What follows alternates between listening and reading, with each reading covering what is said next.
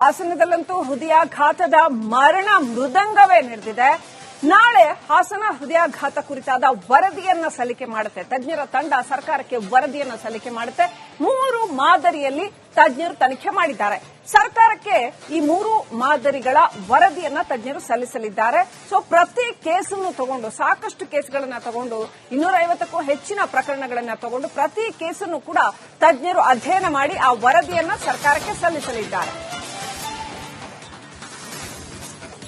ಅತ್ಯಂತ ಹೆಚ್ಚಿನ heart attack ಕೇಸ್ಗಳು ಕಂಡು ಬಂದಿದ್ದು ಹಾಸನದಲ್ಲಿ. ಇದು ಸಾಕಷ್ಟು ಆತಂಕಕ್ಕೆ ಕಾರಣವಾಗಿತ್ತು. ಈಗ ರಾಜ್ಯದ ತಜ್ಞರು ಇದನ್ನು ಅಧ್ಯಯನ ಮಾಡಿ ಸರ್ಕಾರಕ್ಕೆ ವರದಿ ಸಲ್ಲಿಸ್ತಾ ಇದ್ದಾರೆ.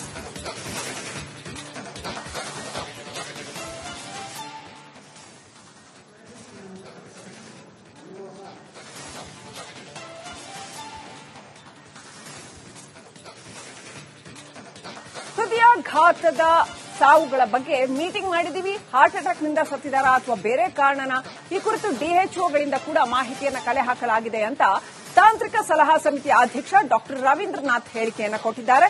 ಈ ಮೃತಪಟ್ಟವರಿಗೆ ಹೃದಯ ಸಂಬಂಧಿ ಕಾಯಿಲೆಗಳು ಮೊದಲೇ ಇತ್ತಾ ಅಥವಾ ಅವರಿಗೆ ದುಶ್ಚಟಗಳಿದ್ವಾ, ಅವರ ಜೀವನ ಶೈಲಿ ಏನಾಗಿತ್ತು, ಅದ್ಯಾವುದು ಇರಲಿಲ್ವಾ ಅಥವಾ ಬೇರೆ ಯಾವುದಾದ್ರೂ ಆರೋಗ್ಯ ಸಮಸ್ಯೆಗಳಿತ್ತ, ಹೀಗೆ ಎಲ್ಲವನ್ನೂ ಕೂಡ ಮಾಹಿತಿಯನ್ನ ಕಲೆ ಹಾಕಿದೆ ಈ ತಂಡ. ಆ ಬಳಿಕ ಇವರು ಆಯ್ಕೆ ಮಾಡಿಕೊಂಡಿರ್ತಕ್ಕಂತಹ ಎಲ್ಲ ಪ್ರಕರಣಗಳ ಎಲ್ಲ ಆಯಾಮಗಳನ್ನ ಸೂಕ್ಷ್ಮವಾಗಿ ಅಧ್ಯಯನ ಮಾಡಿದ ನಂತರದಲ್ಲಿ ಸರ್ಕಾರಕ್ಕೆ ಈ ಒಟ್ಟು ಹಾಸನದ ಹೃದಯಾಘಾತ ಸಂಬಂಧಪಟ್ಟಂತೆ ವರದಿಯನ್ನ ಸಲ್ಲಿಕೆ ಮಾಡ್ತಾ ಇದ್ದಾರೆ. ಹಾಸನ ಡಿಎಚ್ಒ ಹಾಗೂ ಹಾಸನ್ ಮೆಡಿಕಲ್ ಕಾಲೇಜ್ ಇರತಕ್ಕಂಥ ವೈದ್ಯಕೀಯ ತಂಡ ಏನು ಎಲ್ಲ ಅಲ್ಲಿ 23 ಸಾವುಗಳು ಏನು ಮೇ ಜೂನಲ್ಲಿ ಆಗಿದೆ, ಅದರ ಬಗ್ಗೆ ಎಲ್ಲ ಮಾಹಿತಿಯನ್ನು ಕಲೆಕ್ಟ್ ಮಾಡಿದ್ದಾರೆ. ಅದರ ಬಗ್ಗೆ ಕೆಲವರಿಗೇನು ಕಾರ್ಡಿಯಕ್ ಅಂದರೆ ಹೃದಯಾಘಾತದಿಂದ ಸತ್ರ ಅಥವಾ ಬೇರೆ ಕಾರಣಗಳಿದ್ವಾ ಅದನ್ನೆಲ್ಲವೂ ಬಗ್ಗೆನೂ ಸಹ ಈಗ ನಾವು ವರ್ಚುವಲ್ ಮೀಟಿಂಗ್ ಮೂಲಕ ವಿಸಿ ಮೂಲಕ ಈಗ ವರದಿಯನ್ನು ಅವರು ಏನೇನು ಇನ್ಫಾರ್ಮೇಶನ್ ನಾವು ಒಂದು ಕ್ವಶನೇರ್ ಕಳಿಸಿದ್ವಿ. ಪ್ರೋಫಾರ್ಮದಲ್ಲಿ ಕೆಲವು ಪ್ರಶ್ನೆಗಳನ್ನು ಕಳಿಸಿದ್ವಿ. ಯಾವ ಕಾರಣಗಳಿಂದ ಇದಾಗಿದ್ರು, ಅವ್ರಿಗೆ ಏನಾದರೂ ಈ ಮೊದಲು ಏನಾದರೂ ಈ ಒಂದು ಅಧ್ಯಯನ ಯಾವ ರೀತಿಯಲ್ಲಿ ನಡೆದಿದೆ, ಮೋಸ್ಟ್ ಎಫಿಷಿಯಂಟ್ ಡಾಕ್ಟರ್ಸ್ ಇದರಲ್ಲಿ ಇದ್ದಾರೆ ಅನ್ನೋದಂತೂ ಮೇಲ್ನೋಟಕ್ಕೆ ಗೊತ್ತಾಗುತ್ತೆ. ಇನ್ನಷ್ಟು ಅಪ್ಡೇಟ್ ಪಡ್ಕೊಳ್ಳೋಣ. ನಮ್ಮ ಪ್ರತಿನಿಧಿ ದೀಪ್ತಿ ತೊಳಪಾಡಿ ಲೈವ್ ಕನೆಕ್ಟ್ ಆಗಿದ್ದಾರೆ. ದೀಪ್ತಿ, ಯಾವ ರೀತಿಯಲ್ಲಿ ಈ ಒಟ್ಟು ಅಧ್ಯಯನ ನಡೆದಿದೆ, ಯಾವೆಲ್ಲ ಅಂಶಗಳ ಆಧಾರದ ಮೇಲೆ ಈ ಒಟ್ಟು ಅಧ್ಯಯನ ನಡೆದಿದೆ, ಇದರ ವರದಿಯನ್ನ ಸರ್ಕಾರಕ್ಕೆ ಸಲ್ಲಿಸಲಿದ್ದಾರಾ, ಏನೆಲ್ಲ ಅಪ್ಡೇಟ್ ಇದೆ ಈ ವಿಚಾರದಲ್ಲಿ?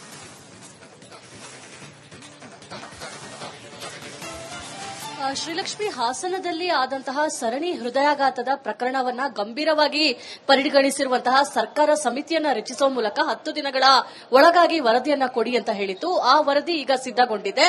ಪ್ರಮುಖವಾಗಿ ಡಾಕ್ಟರ್ ರವೀಂದ್ರನಾಥ್ ಇವರು ಜಯದೇವ ಆಸ್ಪತ್ರೆಯ ನಿರ್ದೇಶಕ, ಜೊತೆಗೆ ತಾಂತ್ರಿಕ ಸಲಹಾ ಸಮಿತಿಯ ಅಧ್ಯಕ್ಷರು ಕೂಡ ಆಗಿದ್ದಾರೆ. ಇವರ ನೇತೃತ್ವದಲ್ಲಿ 12 ಜನರ ತಜ್ಞರ ತಂಡ ಈ ಒಂದು ವರದಿಯನ್ನು ಸಿದ್ದಪಡಿಸಿದೆ. ಆ ಬೇರೆ ಬೇರೆ ಆಯಾಮಗಳಲ್ಲಿ ಈ ವರದಿಯನ್ನು ಸಿದ್ದಪಡಿಸಿರುವಂತದ್ದು. ಅಂದ್ರೆ ಹೃದಯಾಘಾತದ ಯಾವ್ದಾದ್ರೂ ಸಂದರ್ಭ ಇತ್ತ, ಅವರಿಗೆ ಹೃದಯ ಕಾಯಿಲೆ ಇತ್ತ, ದುಶ್ಚಟಗಳಿತ್ತ, ಏನಾದ್ರೂ ಲೈಫ್ ಸ್ಟೈಲ್ ಕಾಯಿಲೆಗಳಿತ್ತ, ಬೇರೆ ಬೇರೆ ರೀತಿಯ ಏನಾದ್ರೂ ಆರೋಗ್ಯ ಸಮಸ್ಯೆ ಇತ್ತ, ಇವ್ರು ಇಸಿಜಿಗಳನ್ನ ಮಾಡಿಸ್ಕೊಂಡಿದ್ರ, ಆಸ್ಪತ್ರೆಗೆ ಬಂದು ಸತ್ತೋದ್ರ, ಮಾರ್ಗ ಮಧ್ಯದಲ್ಲಿ ಸತ್ತೋದ್ರ, ಈ ರೀತಿಯ ಹಲವು ವಿಚಾರಗಳನ್ನ ಕಲೆ ಹಾಕಿಕೊಂಡು ಈ ಅಧ್ಯಯನವನ್ನ ಮಾಡ್ತಾ ಇದ್ದಾರೆ. ಅಂದ್ರೆ ಪ್ರಮುಖವಾಗಿ ಮೇ ಮತ್ತೆ ಜೂನ್ ತಿಂಗಳಿನಲ್ಲಿ ಸತ್ತಂತಹ 23 ಮಂದಿಯ ಮೇಲೆ ಅಧ್ಯಯನವನ್ನ ಮಾಡ್ತಾ ಇದ್ದಾರೆ. ಈಗಾಗಲೇ 9 ಜನರ ಮರಣೋತ್ತರ ಪರೀಕ್ಷೆಯನ್ನ ಕೂಡ ಮಾಡಿದ್ದಾರೆ. ಈ ಮರಣೋತ್ತರ ಪರೀಕ್ಷೆ ಒಂದ್ ಕಡೆ ಆದ್ರೆ, ಮತ್ತೊಂದ್ ಕಡೆ ಯಾರ್ದು ಮರಣೋತ್ತರ ಪರೀಕ್ಷೆ ಆಗಿಲ್ವೋ ಅಂತವರ ವರ್ಬಲ್ ಅಟಾಪ್ಸಿಯನ್ನ ತಗೊಂಡು ಅದರ ಮೇಲೆ ಕೂಡ ಸ್ಟಡಿಯನ್ನ ಮಾಡಿದ್ದಾರೆ. ಜೊತೆಗೆ 3 ಆಯಾಮಗಳಲ್ಲಿ, ಒಂದು ಮರಣೋತ್ತರ ಪರೀಕ್ಷೆ, ಮತ್ತೊಂದು ವರ್ಬಲ್ ಅಟಾಪ್ಸಿ, ಮತ್ತೊಂದು ಯಾರು ಇಸಿಜಿಗೆ ಬಂದು ಇಸಿಜಿಯನ್ನ ಮಾಡಿಸ್ಕೊಂಡು ಹೋಗಿದ್ರು ಅವರ ಮೆಡಿಕಲ್ ರಿಪೋರ್ಟ್ ಏನಾಗಿತ್ತು, ಎಲ್ಲದನ್ನ ಕೂಡ ಕಲೆ ಹಾಕೊಂಡು ಈಗಾಗಲೇ ವರದಿಯನ್ನ ಸಿದ್ದಪಡಿಸಿರುವಂತದ್ದು. ಫೈನಲ್ ಟಚ್ ಅನ್ನ ಕೊಡಬೇಕಾಗಿದೆ. ಇದೇ ವಿಚಾರವಾಗಿ ಇವತ್ತು ಇಲ್ಲಿಂದನೇ, ಬೆಂಗಳೂರಿನಿಂದನೇ ಡಾಕ್ಟರ್ ರವೀಂದ್ರನಾಥ್ ಅವರು ಹಾಸನದ ಡಿಎಚ್ಒ ಜೊತೆಗೆ ಜಿಲ್ಲಾಧಿಕಾರಿಗಳ ಜೊತೆ, ಆರೋಗ್ಯಾಧಿಕಾರಿಗಳ ಜೊತೆ ವರ್ಚುವಲ್ ಮೀಟಿಂಗ್ ನ ಕೂಡ ಮಾಡಿದ್ರು. ನಾಳೆ ಆಸ್ಪತ್ರೆಗೆ ಬಂದು ಮತ್ತೊಂದು ಹಂತದಲ್ಲಿ ಎಲ್ಲ ಫೈನಲ್ ಆಗಿದೆಯಾ ಅಂತ ನೋಡಿ ಆ ಒಂದು ವರದಿಯನ್ನು ಸಿದ್ದಪಡಿಸುವಂತಹ ನಿರ್ಧಾರವನ್ನ ಕೂಡ ಮಾಡಿದ್ದಾರೆ. ಹೀಗಾಗಿ ನಾಳೆ ಅದು ಕೈ ಸೇರ್ಲಿಕ್ಕಿದೆ. ಶ್ರೀಲಕ್ಷ್ಮಿ, ಥ್ಯಾಂಕ್ ಯು ದೀಪ್ತಿ ಡೀಟೇಲ್ಸ್ಗಾಗಿ. ಹಾಸನದಲ್ಲಂತೂ ಹೃದಯಾಘಾತದ ಮರಣ ಮೃದಂಗವೇ ನಡೆದಿದೆ. ನಾಳೆ ಹಾಸನ ಹೃದಯಾಘಾತ ಕುರಿತಾದ ವರದಿಯನ್ನ ಸಲ್ಲಿಕೆ ಮಾಡುತ್ತೆ. ತಜ್ಞರ ತಂಡ ಸರ್ಕಾರಕ್ಕೆ ವರದಿಯನ್ನ ಸಲ್ಲಿಕೆ ಮಾಡುತ್ತೆ. 3 ಮಾದರಿಯಲ್ಲಿ ತಜ್ಞರು ತನಿಖೆ ಮಾಡಿದ್ದಾರೆ. ಸರ್ಕಾರಕ್ಕೆ ಈ 3 ಮಾದರಿಗಳ ವರದಿಯನ್ನ ತಜ್ಞರು ಸಲ್ಲಿಸಲಿದ್ದಾರೆ. ಸೊ ಪ್ರತಿ ಕೇಸನ್ನು ತಗೊಂಡು, ಸಾಕಷ್ಟು ಕೇಸ್ಗಳನ್ನ ತಗೊಂಡು, 250ಕ್ಕೂ ಹೆಚ್ಚಿನ ಪ್ರಕರಣಗಳನ್ನ ತಗೊಂಡು ಪ್ರತಿ ಕೇಸನ್ನು ಕೂಡ ತಜ್ಞರು ಅಧ್ಯಯನ ಮಾಡಿ ಆ ವರದಿಯನ್ನ ಸರ್ಕಾರಕ್ಕೆ ಸಲ್ಲಿಸಲಿದ್ದಾರೆ. ಅತ್ಯಂತ ಹೆಚ್ಚಿನ ಹಾರ್ಟ್ ಅಟ್ಯಾಕ್ ಕೇಸ್ಗಳು ಕಂಡು ಬಂದಿದ್ದು ಹಾಸನದಲ್ಲಿ. ಇದು ಸಾಕಷ್ಟು ಆತಂಕಕ್ಕೆ ಕಾರಣವಾಗಿತ್ತು. ಈಗ ರಾಜ್ಯದ ತಜ್ಞರು ಇದನ್ನು ಅಧ್ಯಯನ ಮಾಡಿ ಸರ್ಕಾರಕ್ಕೆ ವರದಿ ಸಲ್ಲಿಸ್ತಾ ಇದ್ದಾರೆ.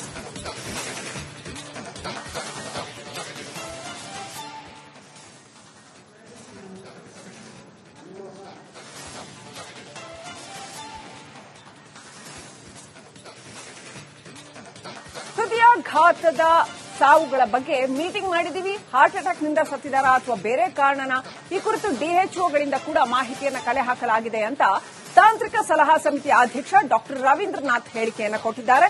ಈ ಮೃತಪಟ್ಟವರಿಗೆ ಹೃದಯ ಸಂಬಂಧಿ ಕಾಯಿಲೆಗಳು ಮೊದಲೇ ಇತ್ತಾ ಅಥವಾ ಅವರಿಗೆ ದುಶ್ಚಟಗಳು ಇದ್ವಾ, ಅವರ ಜೀವನ ಶೈಲಿ ಏನಾಗಿತ್ತು, ಅದ್ಯಾವುದು ಇರಲಿಲ್ವಾ ಅಥವಾ ಬೇರೆ ಯಾವುದಾದ್ರೂ ಆರೋಗ್ಯ ಸಮಸ್ಯೆಗಳಿತ್ತ, ಹೀಗೆ ಎಲ್ಲವನ್ನೂ ಕೂಡ ಮಾಹಿತಿಯನ್ನ ಕಲೆ ಹಾಕಿದೆ ಈ ತಂಡ.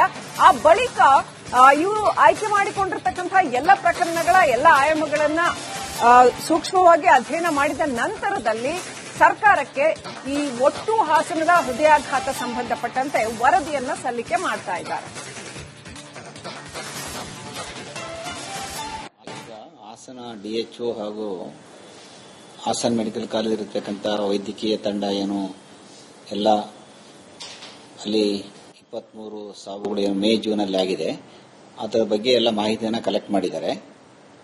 ಅದರ ಬಗ್ಗೆ ಕೆಲವರಿಗೇನು ಕಾರ್ಡಿಯಕ್ ಅಂದರೆ ಹೃದಯಾಘಾತದಿಂದ ಸತ್ರ ಅಥವಾ ಬೇರೆ ಕಾರಣಗಳಿದ್ವಾ, ಅದನ್ನೆಲ್ಲವೂ ಬಗ್ಗೆನೂ ಸಹ ಈಗ ನಾವು ವರ್ಚುವಲ್ ಮೀಟಿಂಗ್ ಮೂಲಕ ವಿಸಿ ಮೂಲಕ ಈಗ ವರದಿಯನ್ನು ಅವರು ಏನೇನು ಇನ್ಫಾರ್ಮೇಶನ್ ನಾವು ಒಂದು ಕ್ವಶನೇರ್ ಕಳಿಸಿದ್ವಿ. ಪ್ರೋಫಾರ್ಮದಲ್ಲಿ ಕೆಲವು ಪ್ರಶ್ನೆಗಳನ್ನು ಕಳಿಸಿದ್ವಿ. ಯಾವ ಕಾರಣಗಳಿಂದ ಇದಾಗಿದ್ರು, ಅವರಿಗೆ ಏನಾದರೂ ಈ ಮೊದಲು ಏನಾದರೂ ಈ ಒಂದು ಅಧ್ಯಯನ ಯಾವ ರೀತಿಯಲ್ಲಿ ನಡೆದಿದೆ, ಮೋಸ್ಟ್ ಎಫಿಷಿಯಂಟ್ ಡಾಕ್ಟರ್ಸ್ ಇದರಲ್ಲಿ ಇದ್ದಾರೆ ಅನ್ನೋದಂತೂ ಮೇಲ್ನೋಟಕ್ಕೆ ಗೊತ್ತಾಗುತ್ತೆ. ಇನ್ನಷ್ಟು ಅಪ್ಡೇಟ್ ಪಡ್ಕೊಳ್ಳೋಣ. ನಮ್ಮ ಪ್ರತಿನಿಧಿ ದೀಪ್ತಿ ತೊಳಪಾಡಿ ಲೈವ್ ಕನೆಕ್ಟ್ ಆಗಿದ್ದಾರೆ. ದೀಪ್ತಿ, ಯಾವ ರೀತಿಯಲ್ಲಿ ಈ ಒಟ್ಟು ಅಧ್ಯಯನ ನಡೆದಿದೆ, ಯಾವೆಲ್ಲ ಅಂಶಗಳ ಆಧಾರದ ಮೇಲೆ ಈ ಒಟ್ಟು ಅಧ್ಯಯನ ನಡೆದಿದೆ, ಇದರ ವರದಿಯನ್ನ ಸರ್ಕಾರಕ್ಕೆ ಸಲ್ಲಿಸಲಿದ್ದಾರಾ, ಏನೆಲ್ಲ ಅಪ್ಡೇಟ್ ಇದೆ ಈ ವಿಚಾರದಲ್ಲಿ?